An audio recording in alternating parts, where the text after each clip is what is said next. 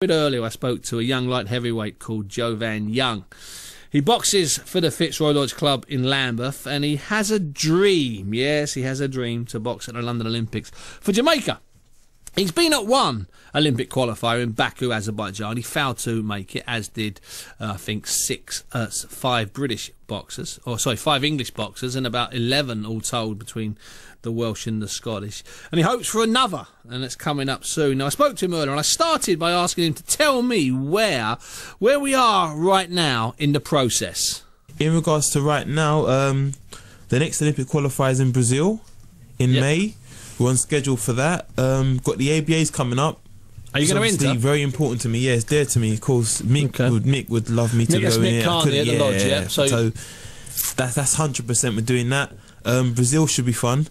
Definitely looking to qualify there. Do you know anything about the qualification numbers? Because I found out something the other day. Yeah. You know, the European qualifiers for the British boxers.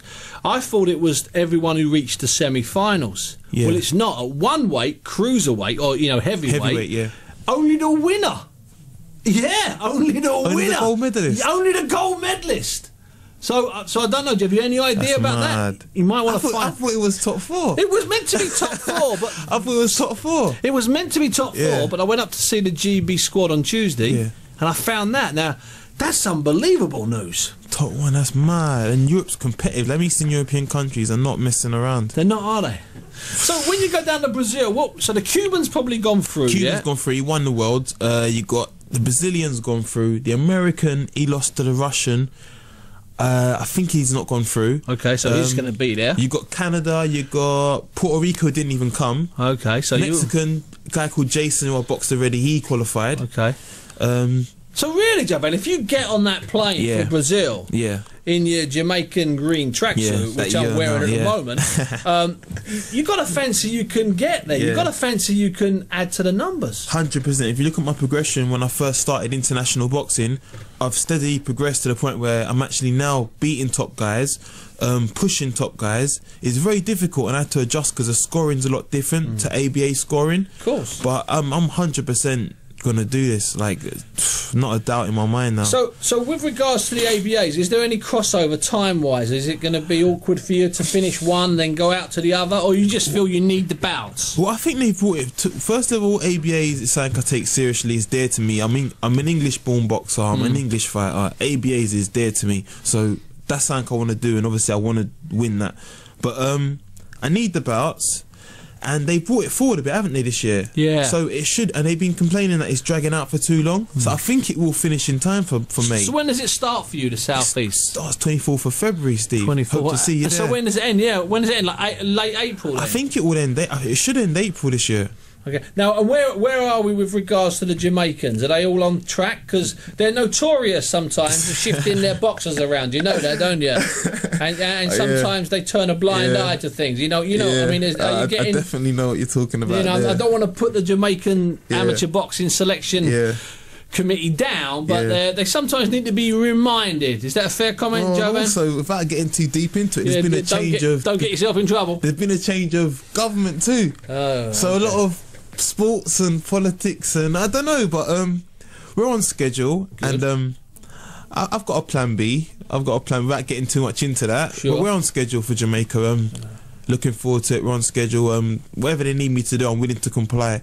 Now, so, how did you first get the point of contact with the Jamaicans? I mean, obviously, you know, if your mother and father are from Jamaica, or your mum or your dad's from Jamaica, or your nan or whatever, we know your nan's not. We're not going to go into that. But what I'm saying, you know, what was the point? I mean, how did you did you just wake up one day and say, you know what, if I can't go through Britain, I'll go through Jamaica? To be honest with you, I was impatient. To be fair, I was impatient. A few boxers went over to Jamaica for a box-off for qualification. That's right. The kid Lightning, Lightning from Repton. No, there was Ree Shigori, a good mate of mine. There was Philip Bowles, who's just gone pro. Amit Patterson's gone pro as well with Frank Warren. I was with Amit Patterson this morning, actually, over at Peacock Gym. Yeah, he's training again now? Yeah, he was training again, because he had a bit of time away. That's great news. That's great news. So they went out, didn't they? They went out. Yeah. They went out there and beat Jamaica's best. Okay. Then when it was ABA time, I beat one of them who had already qualified, and Jamaica being Jamaica, they've got, oh, you've beat him, alright then come,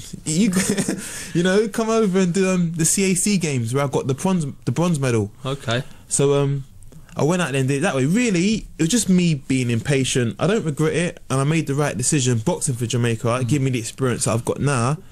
But you're saying maybe you should have stayed and pushed for the British spot? I was being impatient. I did, it was my first ABA season. Okay. I hadn't proven myself. I'd done nothing yet. Yeah. England I wasn't on the radar at all. So I chose to go and compete for Jamaica. So in an ideal world, that would have been a year earlier, so that you didn't get 5-ring madness in your eyes. You didn't get Olympic madness in your eyes. In an ideal world. Yeah, in an ideal world, yeah, of course, it had happened before. In an ideal world, I wouldn't have took time out of the gym. All them years back, and I would have just kept consistently, boxing. Why did you take the time away? Just drifted away from the sport? God, I was you lose your way a little bit. Let's think. What Mick would have said? I was immature.